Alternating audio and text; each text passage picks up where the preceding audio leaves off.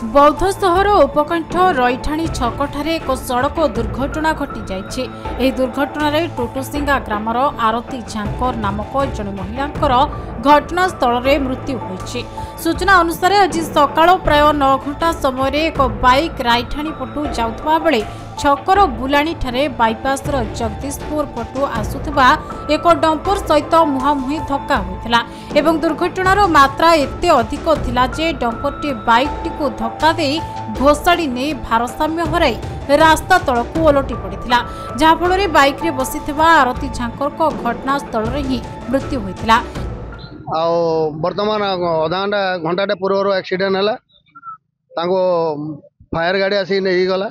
ये जो बाईपास छकटा अच्छे छकर कौन पर्सर जदि गाड़ी आसूजे अपोजिट साइड जानी नहीं पारबा तेणुक एक्सीडेंट हो ड्राइवर माने बहुत स्पीड जाऊन बाईपास रोड रे तेणुक ये दुईटा हम्स दि जाऊ आ सीधा रास्ता को मेला छड़ा जाऊ। क्रॉसिंग रास्ता रे बाध्य ही हम्स निहाती दरकार जदि हम्स न दि जाए ताहले एक्सीडेंट सब प्रति मुहूर्त होउजे हेले आ ट्रक मानकर रीजन जाऊन मानक निहाती भाव में सिग्नाल भी दि जाऊ। एवं बाइक रे थिबा अन्य दुई जन को स्थानीय लोके आंबुलांस जोगे बौद्ध मुख्य चिकित्सालय को पठा जाइतबा बेले बाइक चलाउथबा व्यक्ति अत्यंत गुरुतर हेबारु ताको बुर्ला डाक्तरखाना को स्थानांतर करा जाइतिला एवं अन्य जणे गुरुतर झियो बौद्ध मुख्य चिकित्सालय रे चिकित्सित हेउतबा जणा पड़िछे। तेबे लोकन को कहिबा अनुसार एही छक एक व्यस्त बहुल चारि छक ओ एही छकरे बारंबार दुर्घटना घटी धन जीवन हानि हेउतबा बेले छकरे कोनोसी ट्रैफिक नियंत्रण व्यवस्था नहीं किंबा हम्स मध्य नथिबारु गाड़ी मोटर गति नियंत्रण होई पारु नथिबा अभियोग होइछे।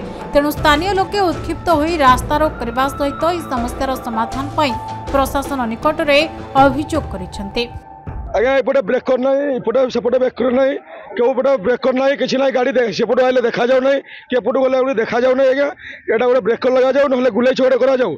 एत 4 दिन 5 दिन तले पुणी गोटे एक्सीडेंट होता बार बार एक्सीडेंट होकर मृत्युवरण कले बहुत लोग आउ प्रशासन इसलिए ध्यान दौ ना किसी देखु ना गोटे गोटे 2-4 गाड़ी भितर पशि जाता भितर को आउ जड़े 3 दिन पर पुणी मरी जाता जड़े आज्ञा गुलाई छक करा जाऊ ना हम्स दि जाऊ दुई पटे ए प्रशासन को निवेदन करुँच बार बार एक्सीडेंट हो।